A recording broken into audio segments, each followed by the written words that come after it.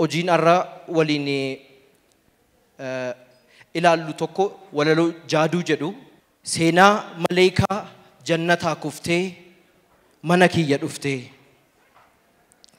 nan yaadadhaa maleeka dubartii kan irratti wal ga'ee ogummaan waaqaa martii ribuu qaama ishee fo'ee foon irraa buqqisee jaalala itti suphee waaqni ishee guddisee balali'aa ooltii samii tokkoffaa fi samii lammaffaa gidduu akka kanniisa naannoftee dhangaa abaaboorraa fidduu yeroo tokko akkas ta'e jaalala qofarraa bocamee koochoon itti rarra'ee yeroo maleekotni itti inaafan gaafa gungummiin hunduu waa'ee ishee qofa ta'ee koochoon ishee jaalala waan dhabdeef suutarraa harca'ee suuta konkolaattee samii lammaffaarraa samii tokkoffaatti gad fagaattee samii tokkoffaarraa biyya lafaa keessaa siree koorratti of ilaalte halkan sa'aatiin 10 yerootti barii fi dukkanni kokkee walii wal hudhan natti dhaga'ameera fooliin shittoo jannataa sagaleen afuura dheeraa dhiphuu keessa koorguferraa yoon ilaalu dammaqee onneen koo akka warqee ramacii lixee baqee bishaan aduun cululluqsuu hin ilaaliin si jaamsaa isanaan jettu dur harmeen yaadadheen qaroo cabsachaa ilaalee ija koo jaaduu argeen akka agadaama seenaa bareedninni ishee riphee garaa kootti mi'aaye rifeensi adda ishee akka waardiyyaatti qaama ishee marsee taa'e bareedinarra ture maatiin ishee argachuuf waan meeqa wareegu ija dhala namaa miti onneen waloo illee kana abjooteen beeku yoo kun abjuu ta'e abjuu kana keessaa ka'uu hin barbaadu yoo kun jiruu ta'e jiruu kana dhiisee sichi rafuu hin yaadu utuun jechaa of keessatti akkasiin asaasaa jiru balbala koo cufaa suuta ija koon ilaalaa utuun jiru eessaan akka isheen seente yaada utuun hiru iji ishee natti yaa'ee maddiin ishee natti yaa'ee rifeensi ishee natti yaa'ee sirrummaan qeensota ishee gaaddidduun ayyaana ishee natti yaa'ee akka yaatuu yaatee garba guddaatti galtuu dhufanii na guutan tokkoon hidda koo bareedinoonni ishee martuu dhaamottee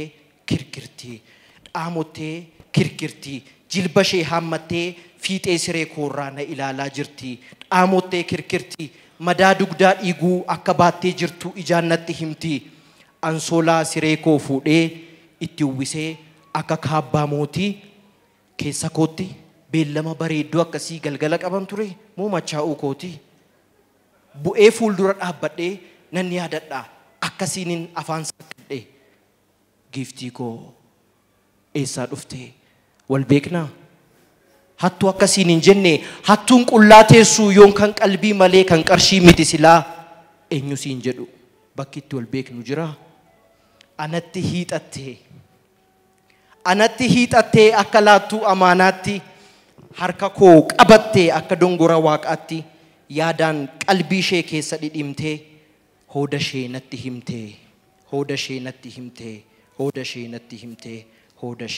natti himtee ilaa naaf hubadhu kana seenaan kiyyaa an lammii jannataatii biyya lafaa irraa homaan qabu biyyaa uumaan gaafa tokko qalbii isaa sassaabee yeroo hawwaa keessaa harka isaatiin dhaabee uumama kaanirraa ija isaa tokko buqqisee maleekota samii keessaa ilaaluudhaaf murteessee kan inni ogummaadhaan uume maleekotni samii ilma namaarraa baranii aadaa inaaffaa fi hamii edaa jalqabanii turan kennaa walitti inaafuu edaa wadaroon yayyaba isaa eegaleera laafuu walitti marii dhiisanii urjii du'utti asaasu ruuda jala wal dhokatu bishaanitti wal basaasu edaa jaalala ajjeesanii ekeraa jaalalaa mancaasu waaqni yeroo kanaa ekeraa jaalalaa waameetu ofitti ofiin jaarsa ta'e ofiin waayyuu ta'e gaaddisa hawwaa jalatti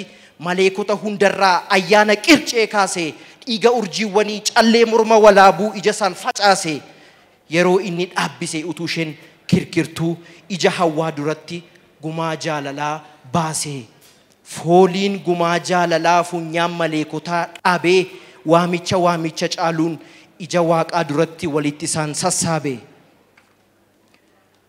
Haa dhaga'uu gurri walaabuu, haa arguu iji walaabuu, yeroon jaalalaaf lubbuu deebisee qulqulluu durbaarra dhaabu.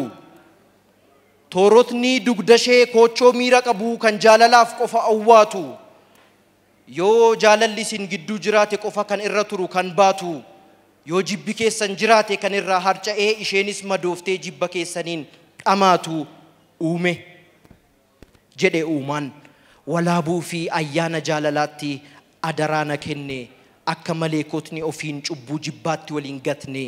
Qe'eesaatti na uume meetii jaalalaa tumee warqee jaalalaa baksee geengoo maleekotaa gadameessa hawwaa keessatti na marsee. Jecha jaalala jedhuu fi durba jedhu walitti baksee isheen wabii jaalalaati. Jaaduu jedhee maqaanaaf moggaasee. Jannata keessatti jaalalli maleekotaa waa hunda akka caaluuf qulqullummaa isaanii jireenya koo irratti karaa koo madaaluuf. Yeroon deebitee galtee aduun baatee deebitee galtee tokkoon maleekotni wal jaalalli ni deebi'ee garuu tokkummaan isaanii deebi'ee anarratti inaafuu irratti ta'ee maarree suuta tokko lamaan koochoon koo narraa harca'ee jaalala dhabee jaalala agabee samiirraa na buusee kunoo mana keen naga'ee. Seenaa isheen sagalee ajaa'ibaan anatti himtu kana akka seera innoottiin dhaga'e.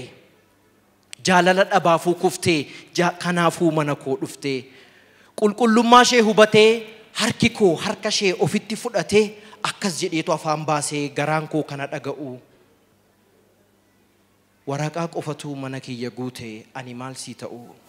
Ani ilaal waloodha mi'aa jaalalaa fo'een mi'aa uumamaa keessaa waraqaa nan beekne irrattiin kobbee na hin beekneen jechootaan barreessaa. Finni an abdadhullee kan afaan na barsiise kan qubee na katabsiise uummata na guddisee fi bareedina hin dhumne kan ija kootti agarsiise hojii uumaa qofaa kanas na qaqqabsiise. Ani maal sii ta'u liqii jechootaa qofadha kanan sii kennuu danda'u. Uumaatti akkan siif hin boonye na caalaa siini kan dhaga'u. Jaaduu mee ani maal sii ta'u. Waraqaa mana koo harka isheen shokoksaa walaloota kiyyaa quba isheetiin hoksaa toorota bittinnaa'an ija isheen dubbisaa onnee isheetti fudhatte yeroo isheen seeqxu ciigoo waaqaa hubatte. Abidda qaallitti mana irraa ifuu seeqa ishee irratti argee abidda ishee irratti jechi akka ilillii na keessaa itti marge. Akkas jettee ciigoo waaqaa bartee. Kanaaf waaqni na erge jechuudha agarte. Walaloota keessaa jaalala uumama hedduu, jaalala biyyaa, jaalala ilmoo namaa, jaalala haadhaa kan abbaa akaakaa fi abaabileetu itti guduunfama. Mee abboomaa koo naa dubbisi walaloota kee qalbii kootti facaasi onnee kootti haa margu gurra kootti asaasnaan ijootni koo ni argu.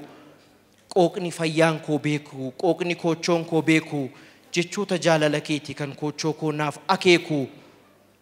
Yeroo isheen jettu yoona an gammachuu cineensifachaa akka durba deessu utuu isheen agartuu utuu isheen dhageessu jechootni na guutnaan akka copha galoo kobbee kiyya fuudheen barreesseef walaloo.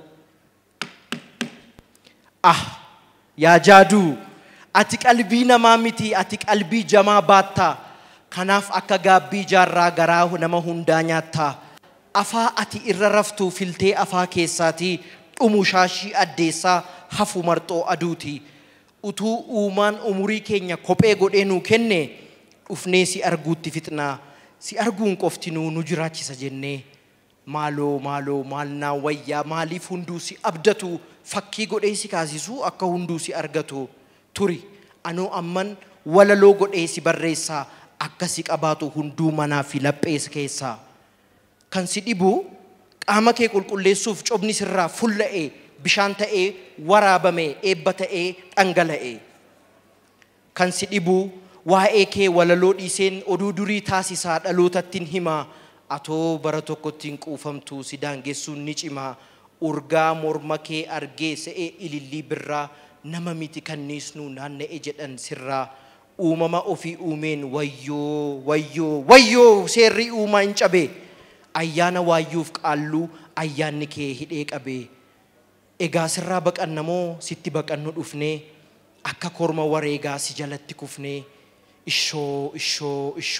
ishoo bagan si baree silaa yoona hafuu kooti addunyaan nama raree jechaa jalqabeetan jaalala itti bubbise jechoota koo qoreen jaalala itti uwwise jaalala koo uffannaan raajiin argee koochoon dugda sheerraa deebi'ee itti margee deebitee balaliite jaalala jechoota koo dhungattee galatanaa kennite ol qe'ee uumaatti olaantummaa argachuuf jibbi maleekotaa deebitee itti fufti isheenoo walaloota kiyyaan deebitee dhalachuuf na harkatti fayyuuf deebitee ni dhufti